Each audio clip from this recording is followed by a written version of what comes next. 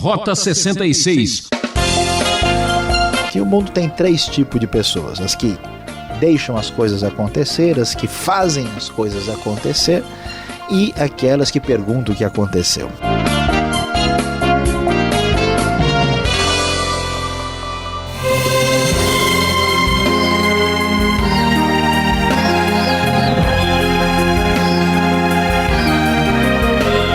Olá, aqui é Beltrão trazendo o programa Rota 66 que está fazendo acontecer.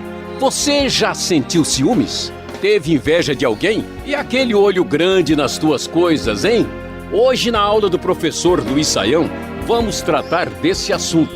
Sem boa visão, só há distorção. Texto bíblico de Números, capítulos 12 e 13. Estabilidade significa manter o equilíbrio num ambiente de pressão e transformação, aceitar desafios e separá-los no dia a dia. Como vencer a oposição interna e externa? Será que o silêncio é a melhor resposta às acusações falsas? Como Moisés superou as crises em sua liderança? Vamos descobrir juntos a partir de agora. O texto da NVI nos começa dizendo o seguinte: Miriam e Arão começaram a criticar Moisés porque ele havia se casado com uma mulher etíope. Será que o Senhor tem falado apenas por meio de Moisés? Perguntaram. Também não tem ele falado por meio de nós? E o Senhor ouviu isso. Ora, Moisés era um homem muito paciente, mais do que qualquer outro que havia na terra. Imediatamente o Senhor disse a Moisés, a Arão e a Miriam: dirijam-se à tenda do encontro, vocês três. E os três foram para lá, e o Senhor desceu numa coluna de nuvem, e pondo-se à entrada da tenda, chamou Arão e Miriam. Os dois vieram à frente, e ele disse: ouçam as minhas palavras. Quando entre vocês há um profeta do Senhor, a ele me revela em visões, em sonho falo com ele. Não é assim, porém, com o meu servo Moisés, que é fiel em toda a minha casa. Com ele falo face a face, claramente, não por enigmas, e ele vê a forma do Senhor. Por que não temeram criticar meu servo Moisés? Então a ira do Senhor acendeu-se contra eles, e ele os deixou. Quando a nuvem se afastou da tenda, Miriam estava leprosa. Sua aparência era como a da neve. Arão voltou-se para Miriam, viu que ela estava com lepra e disse a Moisés: por favor, meu senhor, não nos castigue pelo pecado que tão tolamente cometemos. Não permita que ela fique com um feto abortado que sai do ventre de sua mãe com a metade do corpo destruído. Então Moisés clamou ao Senhor: ó Deus, por misericórdia, concede-lhe cura. O Senhor respondeu a Moisés: se o pai dela lhe tivesse cuspido no rosto, não estaria ela envergonhada 7 dias? Que fique isolada fora do acampamento 7 dias, depois ela poderá ser trazida de volta. Então Miriam ficou isolada 7 dias fora do acampamento, e o povo não partiu enquanto ela não foi trazida de volta. Depois disso, partiram de Azerote e acamparam no deserto de Parã. Como vimos, o assunto aqui ainda envolve a questão da liderança que discutimos no capítulo 11. Aqui Miriam e Arão começaram a criticar o próprio irmão de uma maneira muito complicada por fato de Moisés ter casado com uma mulher etíope, talvez uma referência à própria Zípora, que também era chamada de midianita.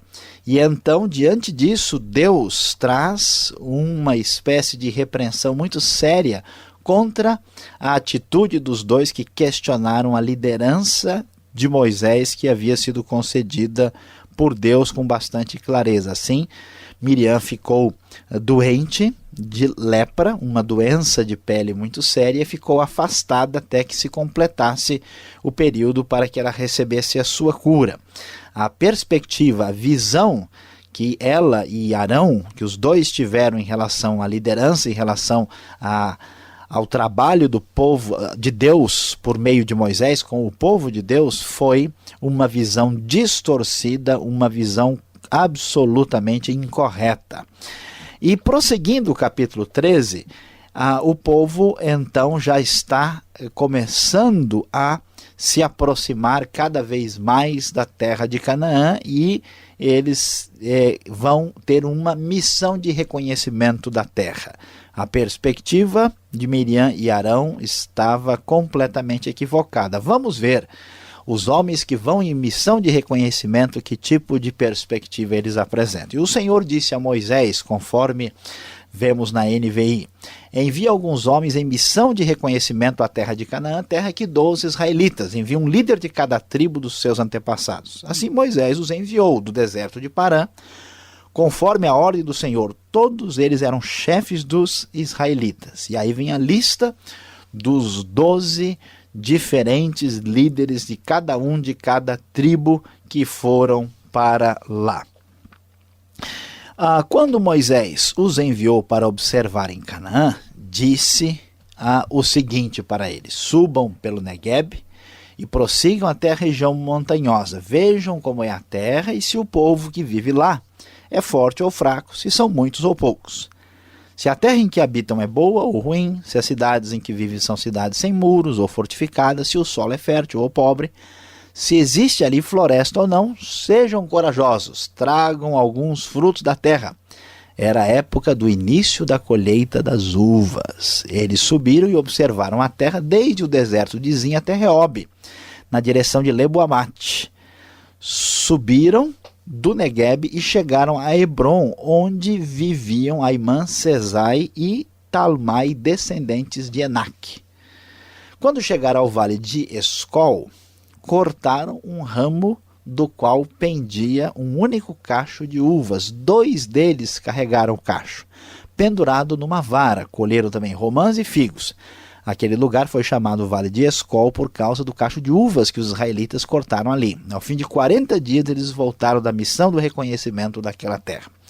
Parece um filme aqui. Há uma espécie de missão de espionagem patrocinada aqui pelo exército de Israel. O serviço secreto de Moisés encaminha e eles vão ver e descobrem que a terra tem uma grande produtividade agrícola, ela é bastante atraente. Mas, o que vamos encontrar no relatório da nossa expedição perigo aqui? A partir do versículo 26, eles retornaram a Moisés e Arão e a toda a comunidade de Israel em Cádiz, no deserto de Parã, onde prestaram um relatório a eles e a toda a comunidade de Israel e lhes mostraram os frutos da terra. E deram o seguinte relatório a Moisés: entramos na terra a qual você nos enviou, onde manam leite e mel.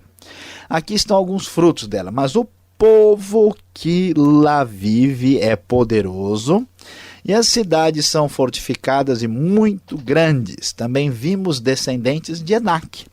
Os amalequitas vivem no Negueb.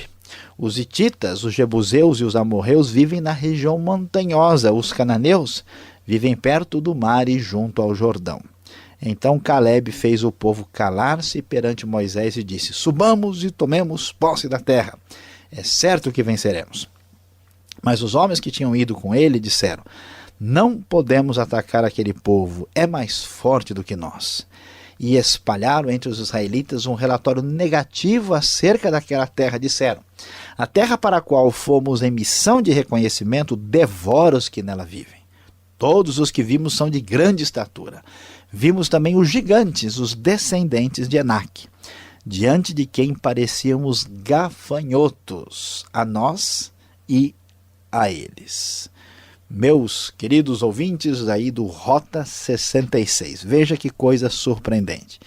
É a mesma expedição, são os mesmos fatos, a mesma realidade, mas sem uma boa visão só há distorção. Enquanto Josué e Caleb têm uma visão positiva e corajosa, Caleb dá o relatório e diz: é certo que venceremos. Os demais, a maioria, diz com bastante clareza: olha, não há condições. Parece que todo mundo lá joga basquete, todo mundo é gigante, todo mundo é muito alto. Nós vimos os gigantes, nós parecíamos gafanhotos perto deles, podemos esquecer, não podemos atacar aquele povo, é mais forte do que nós.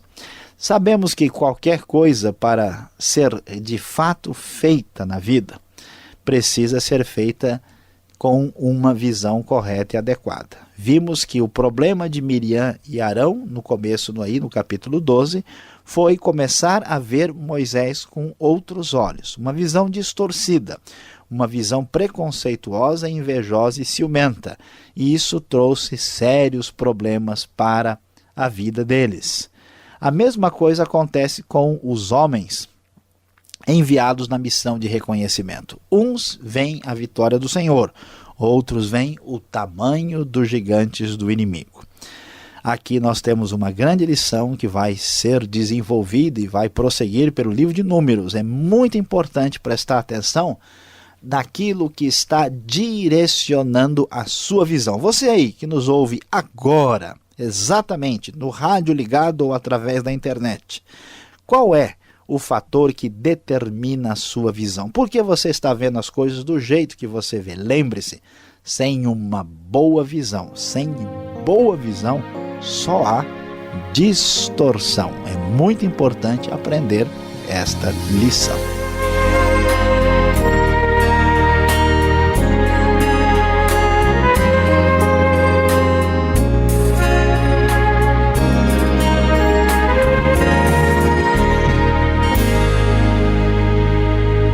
Você sintoniza o programa Rota 66, o caminho para entender o ensino teológico dos 66 livros da Bíblia. Em discussão, os capítulos 12 e 13 de Números, com o tema Sem Boa Visão Não Há Distorção. Você já sabe, Rota 66 tem a produção e apresentação de Luiz Saião, redação e direção Alberto Veríssimo, locução Beltrão. Essa é mais uma realização transmundial. E fique agora com a última parte do programa de hoje, Tirando as Dúvidas.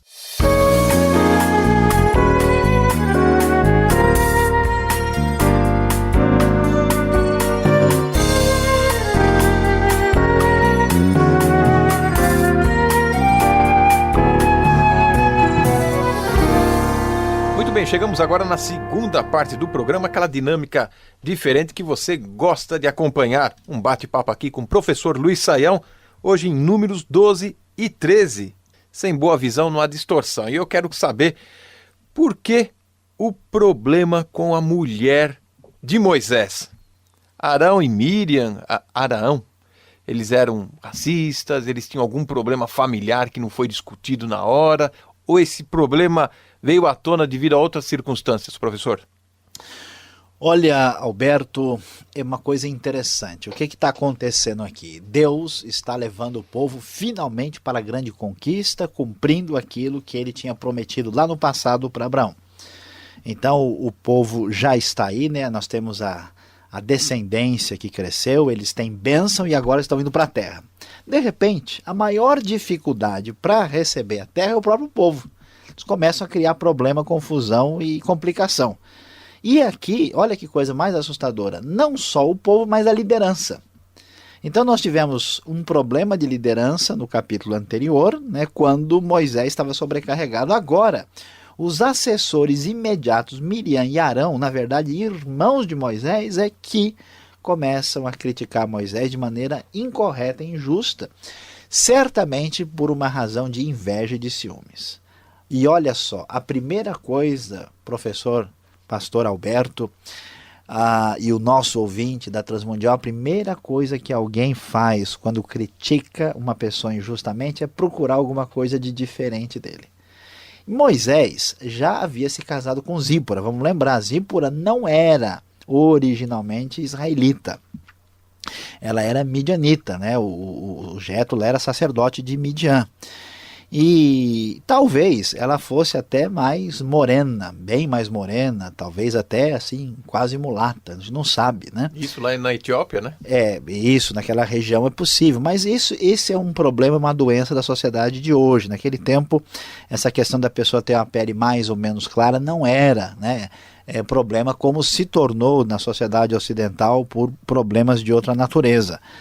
E pelo menos, né, esse tipo de problema eles não tinham. Então o problema não era exatamente racismo, mas era uma coisa semelhante, é criticar quem é diferente. Por uma situação secundária, eles criam um problema para Exatamente. atingir aquilo que está incomodando. Nós não temos certeza se essa mulher é a Zípora. Pode ser que ela tenha morrido e Moisés tenha se casado com uma etíope mesmo, uma mais ainda um pouquinho diferente ainda de uma midianita.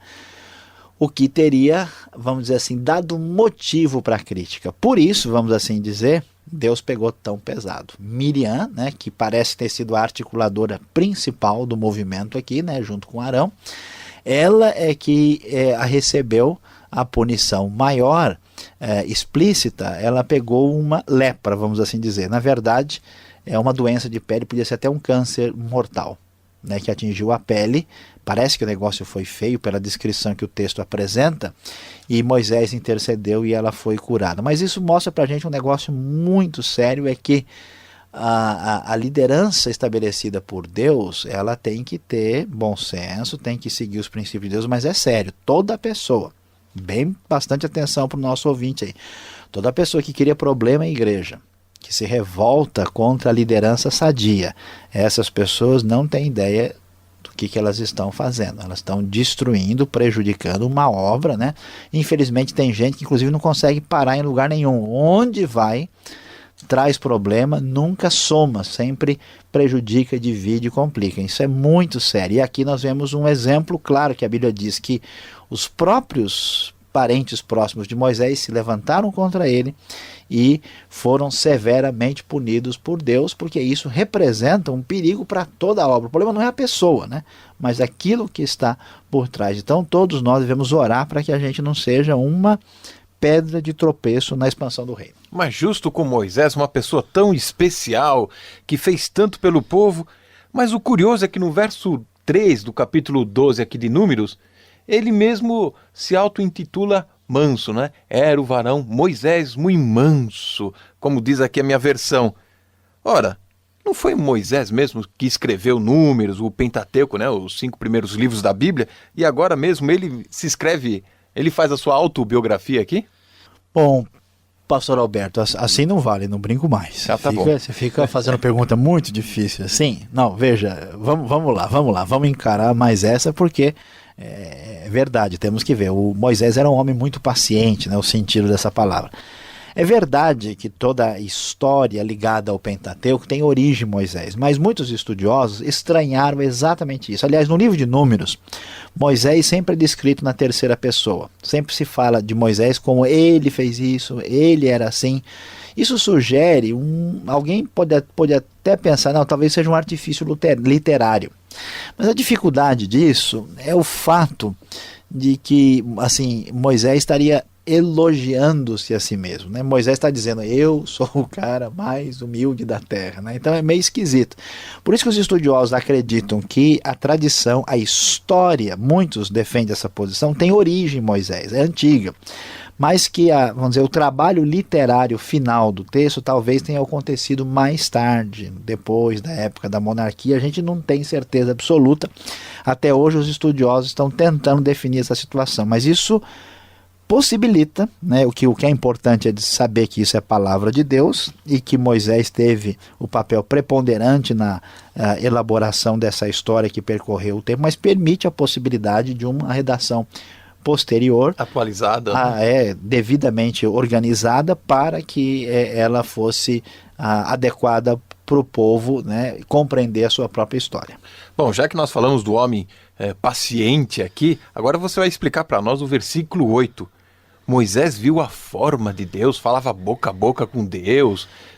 Que intimidades são essas? Puxa, agora quem vai reclamar sou eu. Eu que vou começar a minha reclamação, porque hoje tá difícil. Só tem pergunta complicada aqui. Olha, a gente já viu que reclamar é só começar, né? Pois é, então vamos parar agora mesmo, porque a coisa não tá tão simples assim, mas vamos ver. É verdade, o texto diz que Deus tinha uma proximidade, uma intimidade tão tremenda com Moisés que ele falava face a face e ele vê a forma do Senhor. Aí, Alberto, a questão é interessante, né? Porque assim, Deus, a gente, para entender Deus, né, precisa aí realmente perceber que Deus, de certa forma, é incompreensível, tá além, né? Os estudiosos gostam de falar assim, que existe uma certa dimensão da divindade, que é a trindade, na sua essência absoluta, que Deus não tem corpo, não tem espírito, está além do tempo, além do espaço, nós nunca poderemos descrevê-lo. Ele é o totalmente outro, ele é o Deus acima da nossa realidade. Agora, toda vez que Deus se apresenta, Deus se manifesta entre nós, ele, vamos dizer assim, baixa-se ao nosso nível de comunicação. Por exemplo, Jesus é Deus e Jesus tomou forma humana. Então é possível, né, segundo alguns estudiosos, que Deus, mesmo Deus Pai, tenha assumido uma espécie de forma na sua comunicação com as suas criaturas. É possível que Deus, por exemplo, no próprio céu, se manifeste de uma certa maneira, numa forma, ainda que na sua essência ele seja muito mais do que isso, assim como ele se apresenta com forma no Antigo Testamento também. É difícil a gente imaginar que tudo seria apenas uma comparação antropomórfica, porque, por exemplo, as tábuas são escritas com o dedo de Deus, né? Então, pode ser, isso é uma coisa que a gente está aqui pensando, né? Porque nós não temos a explicação completa, não. Pode ser que Deus realmente se manifeste de uma forma que Moisés pôde contemplar, porque se Deus se manifestar na totalidade da sua essência, ninguém pode nem chegar perto dele. Ou seja, Moisés teve que contemplar, ainda teve que compreender o que era. Então Deus tem que... Exatamente. Então aí é uma possibilidade razoável. Agora outros acham que essa forma talvez seja apenas uma expressão antropomórfica, comparando com o ser humano. Mas parece que vai um pouquinho além disso. Falando em grandezas, falando em coisas grandiosas, lá no capítulo 13 de Números, já estão lá os espias, né, sondando e passeando pela terra que eles vão tomar posse.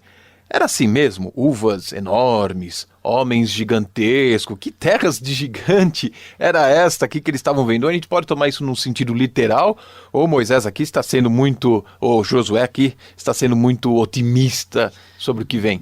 Pois é, a missão aqui, que não era do 007, era 0012, né? Porque eram os 12 espias, eles vão para lá. E quando eles chegam, a gente, veja bem, né? Muitos estudiosos acham que aqui nós temos uma força de estilo literário. Por quê? Porque a terra mana leite e mel, é evidente que flui leite e mel, isso é uma figura de linguagem. O cacho de uva é tão grande que precisa de 2 homens para carregar. Né? Por isso alguns acham que isso é uma expressão que marca o otimismo, que existe realmente uma coisa maravilhosa, mas que está aqui acentuado. Como a gente diz, puxa, já falei com você 1 milhão de vezes. Né? Uma hipérbole aí. Uma hipérbole, possivelmente.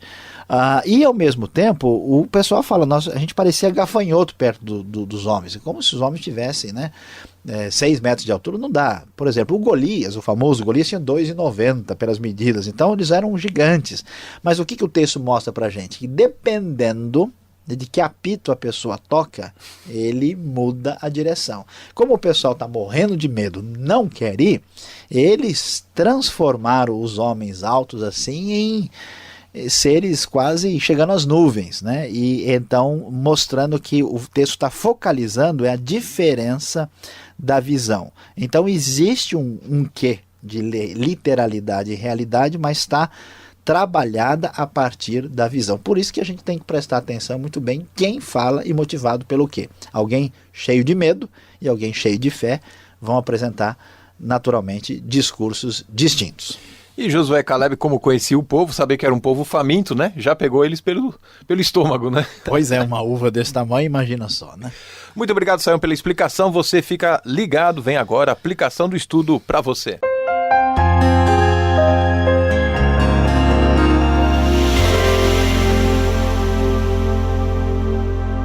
Hoje no Rota 66 falamos sobre números 12 e 13, enfatizando que sem boa visão só há distorção. E hoje vamos ver qual é a grande aplicação para nós. Nós devemos aprender que nunca deixe que nada deturpe a sua visão. Interessante prestar atenção à frase que muitas vezes se repete em vários setores da vida, que diz o seguinte, que o mundo tem 3 tipos de pessoas: as que deixam as coisas acontecer, as que fazem as coisas acontecer e aquelas que perguntam o que aconteceu.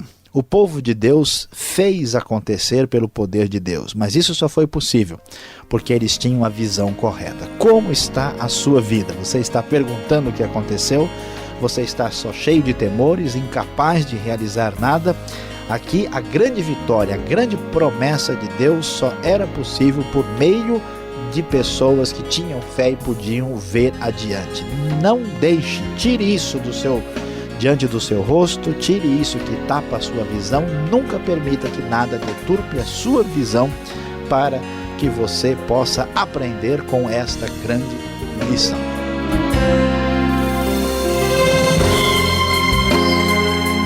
O programa Rota 66 vai ficando por aqui, que pena. Voltaremos nessa sintonia e nesse horário. Eu, Beltrão, espero por você. E visite e divulgue o nosso site transmundial.com.br e aquele abraço.